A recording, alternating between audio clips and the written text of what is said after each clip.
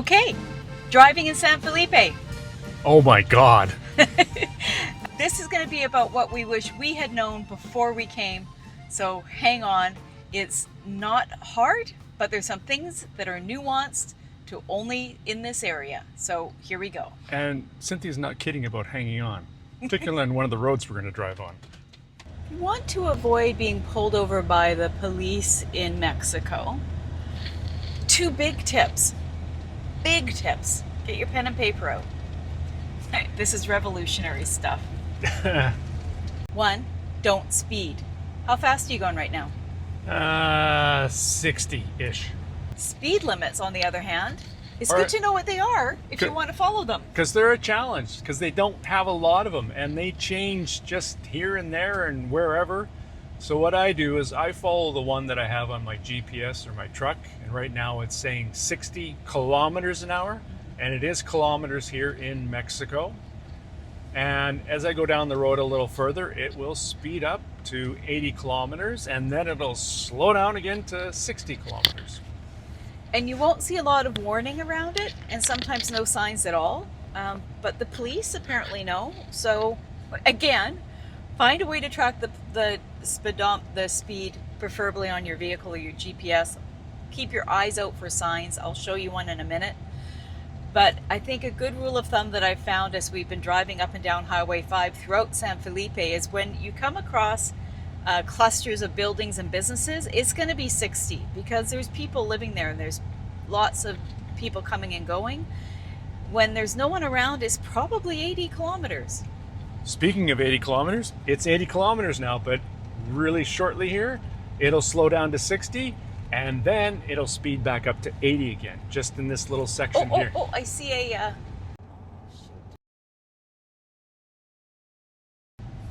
And now we're back up to 80, and in a matter of another mile or so, we're going to have to slow back down to 60. Actually, I think it goes to 40. As far as the roads go, they're not too bad. I mean, there are the odd pothole in this road, but as long as you watch where you're going. All along the median here, you see where it looks sandy. People will actually make turns there across there. That's a big no-no here. That'll get you a ticket. Right there where it's sandy, people will turn left or make a U-turn. I'll put in a clip of somebody doing it because you don't have to wait long before you see somebody doing it. It is common that it's done, but if a police are here, they will pull you over and give you I believe it's a 2,000 peso ticket. It's a couple $100s for sure. I'm just saying if you want to mitigate your chances of being pulled over and having to deal with the police, don't speed and don't turn left over that solid yellow line in the middle of Highway 5. Sometimes you'll have to go a few miles out of your way to go all the way down to where you see something that's called I can't remember in Spanish, I think it's a retorno or something. It's a left-hand turn lane. But you see, this is another section that people would turn. You can see it's all flattened, and that's a big no-no. Just because you see people do it doesn't mean you should too. And you might get away with it a couple times here and there. And even this one here that looks like it was at some point a turn lane, it's not. However, if you look just beyond, you can see the turn arrow there.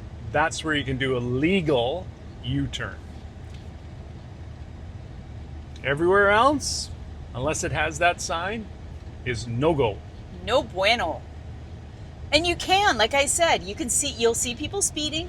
You will see people turning left when they shouldn't turn left, and they'll get away with it. And you can too. Oh, yes. I'm just saying, if you're nervous or don't want to be pulled over and don't want to have to deal with it, take your time, do it, follow the laws, and you'll be golden.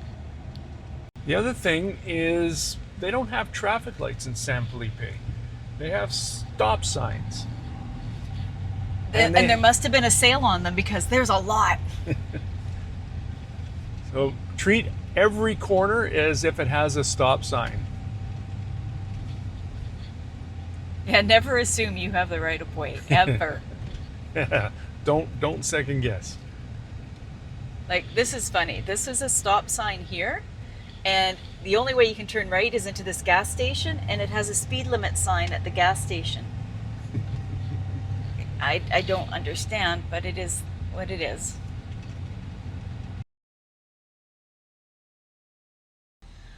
We've pulled into the bodega, which is Walmart. Sort of. We're looking for, I'll take you with us. We're looking for a replacement water pump for our water in our rig. Not a mechanical thing, just for the water jug. Yeah, and one thing to be aware of when you're down in San Felipe, you park on the street, park in parking lots, is they have what they call window washers that go along and they'll squeegee your window and they'll expect to be paid. The one way to avoid that is just put your windshield wipers up, as I'll demonstrate. Just put your wipers up like that, and in theory, they should leave your vehicle alone. We had an experience outside of one market here where we parked, and if you've ever had a brand new black vehicle, you know how picky we can be about the paint. It's not picky, it's called being anal. Yeah, I was gonna say that, but I was gonna go with picky instead. So we're very anal about how it's washed and that it doesn't get scratched. And we were at one of the markets here, had parked on a side street, and we came out and some guy with a bucket and a microfiber cloth situation was wiping down the front of our truck. And he wanted to be paid for washing our truck with dirty water and a dirty rag. It was awesome. So we paid him. I don't think he was excited about how much, but whatever. I didn't realize it was a thing here. So I was talking to one of the local expats here, and they said, oh, you just put up your windshield wiper. So that's the thing. So let's go into Walmart. We're inside the local Walmart. It's unlike any other Walmart you've ever seen. It's an obstacle course.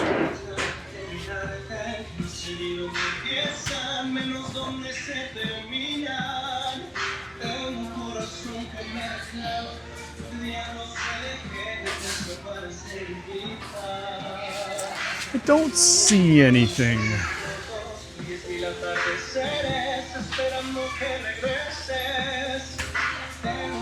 So one of the challenges with driving a dually is parking, and on the Malecon, like right on the ocean there, really difficult to park on the parallel park. But the I can park in the parking stall, so I usually park one street back. And we're just about to go to what they call a roundabout here, traffic circle. And these ones are a little more interesting. This one, you've got the right of way. People coming into the circle on these side streets don't have the right of way. They actually have to stop. And then here, instead of continuing on, you have to actually stop and wait for the traffic coming up to get through. And that faded white sign is actually a stop sign. So they're a little more, traffic circles are a little more interesting around here. A little more complicated. A lot of moving parts. The version of Home Depot, even the same colors.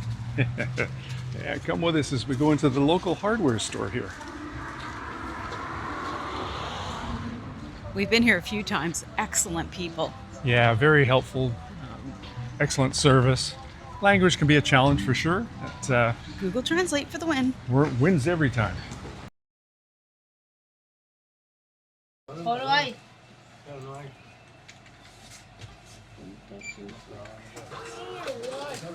Gracias.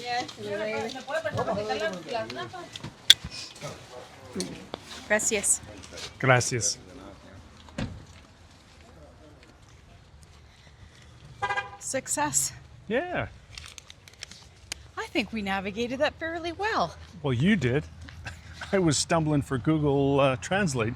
Well, I know water's agua. Yeah, you got the agua part, and then you went pump, and you got it. Yeah, that's the guy that helped us before, though. He's pretty smart. Yeah. Okay, the other thing, crossing roads here, you can take your life into your own hands sometimes. Though we did have nice police officers stop traffic for you once. Yes, they did. He was super kind.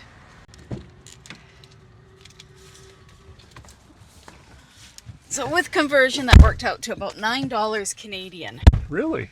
Yeah, I think I paid $17 for that one we just broke on Amazon in Canada. Well, that's pretty cheap. Yeah. So this is a pretty typical main street here in San Felipe.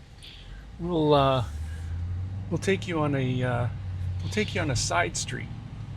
Yeah, the main streets, the main arteries are paved, but we haven't found a side street that is. Yeah. And they're narrow, maybe because you have a dually, but I find them narrow. And you will be dodging dogs. Lots of dogs. Yes, lots of dogs running around for sure. Okay, so I'm gonna do a right here.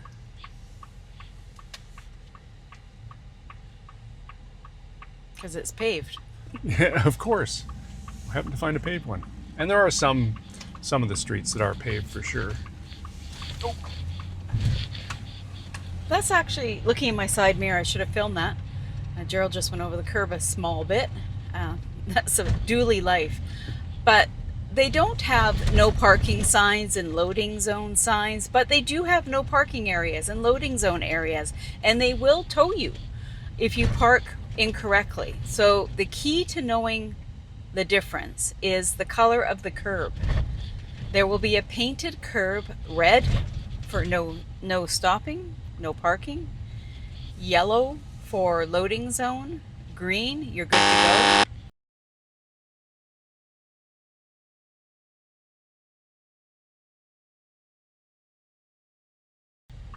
This is a school zone right here, by the way, so the speed zone is 20 kilometers. And you really have to look at the curbs to pick up the colors. In front of that school, it was green, but it's all very, very faded and covered in dust, so it's hard to see. Speed limit 40 kilometers an hour, and we're coming back up to the traffic circle. And again, because we're heading north, we have the right of way. So any people coming from west or east have to stop or have to yield. Honestly, I think driving here is probably not any crazier than driving in any major city. I would agree. It's pretty, in my estimations of the time I've been driving around here, it's pretty tame. I mean, you'll get the odd crazy stuff happen, but generally, all in all, it's pretty good. Well, and what I was commenting on the other day is one thing I notice here for lack of it rather than because it's here is you don't hear horns honking and people yelling, and there's not like this unhappy vibe. Everybody here is very patient, very kind. They help you figure things out. They do, and even if it's a lot of sign language and a lot of guessing what each other is saying. And driving is no different, really. People are not honking at you if you're taking too long, or if you're driving too slow, or too long at a stop sign. They're very patient. You don't hear a lot of angry, aggressive driving going on.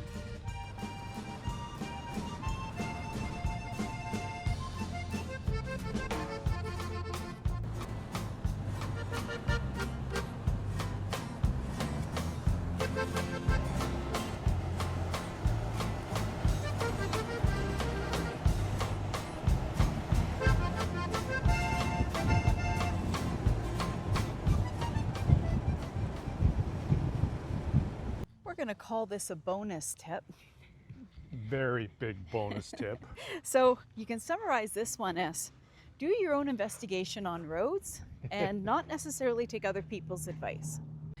Because right here, I'm going to go back this way so you can get an idea of it. When we first arrived, like the first day, we had somebody, it was an expat, it wasn't a local, but felt like a local expat, say when you go to the beach right down across the street there's two roads there. Stay to the right. You can go all the way down with your truck. There's a place to park, turn around, and you'll be right at the beach. It's really lovely. Yeah. So we did. We came to the right. You'll notice that we've parked over there this time. I don't know why. Because we got down right around. Well, we were driving down here and the truck literally started to bounce, and it was like, okay, guess it's part of the experience. Part of the Baja experience. And it kept bouncing and bouncing and bouncing. And we got down probably another 100 feet. And I said to Cynthia, I don't know whether we should keep going down on this road. And so decided to turn around and wasn't really thinking much of it. And so I pulled off to the side, and I think you're probably still going to see our tracks here where the truck started to spin. Now I was in 2-wheel drive, so I put it in 4-wheel drive, and it was spinning a little bit more, and I'm thinking, this isn't going to work out. So backed up, and fortunately enough, we got out. Anyone that's ever driven in snow and gone into snowbanks or whatnot, very similar experience. And fortunate enough, we got out, and I backed all the way back up here and said, we're not doing that again. So the bonus tip is do your own investigations on roads, and if you think it's gonna not work, then maybe just walk it. Yeah, or scout it out. Have a side-by-side or an off-road vehicle that's meant for this. But you can see the sand here is pretty soft. Yeah, lots of whoop-de-doos or bumps in it, so. But the ocean is right there, which is kind of nice. But we go on foot. Lesson learned, and there's a nice paved access down the road. so much nicer. But again, walking even back up here, you can see all the bumps. Yeah. So I call that the bonus tip. You're not going to come across it that often, but I know a lot of people that come just want to be down at the beach. You can drive on the beach and all of that. It's all fine and dandy. Just try not to get stuck on the beach. Yeah. You know, there's a tip about airing down your tires. I think down to 20 psi is kind of a rule of thumb I've heard, but I have no experience with that, so I have no idea. Nor do I, and nor do I want to. No. We have legs, we can walk. Another fun fact was the person that gave us that little bit of a tip caught up to us later that day and said, oh, I told you about the wrong road. It wasn't that one. Yeah, so. Do your own due diligence. Yeah. We're adults. And if you're going to play, no problem. Just make sure you have a shovel with you in case you have to dig yourself out. You know how in Canada and the US, when there's snow, they go around with snow plows. In San Felipe, with all the sand and dirt roads, when there's a lot of rain or wind, they will go around with a road grader, just like we do snow plows. So you'll see them go around. And in between the grading of the roads, you will find areas that have a interesting texture to them. It is called washboard. And it's like 6-pack abs for the road. That's a good way to describe it. But it goes on and on and on. And there's a sweet spot for it. You either go exceedingly slow or you go exceedingly fast. And we're usually stuck going somewhere in between. There's bumps that go on forever, and they will rattle your fillings out of your teeth. Yeah, they rattle. Shake you. Yeah, no need to go for a massage. Just go down a washboard road. So that's a wrap on our episode about driving in San Felipe. We hope that you got a few tips out of it. Keep in mind, it's just our experience that we're sharing. We're not the law. Nope. And it's not that scary. No, it's not bad. Like I say, when you first get here, it's a little overwhelming, but once you start driving around and figure out your way around, it's pretty straightforward. Yeah, so let us know in your comments if you have any other thoughts or tips to pass along. I know our community loves swapping tips, so feel free to add your comments down below. Join us next week for all things daily living in San Felipe. From shopping to safe water, we cover it all.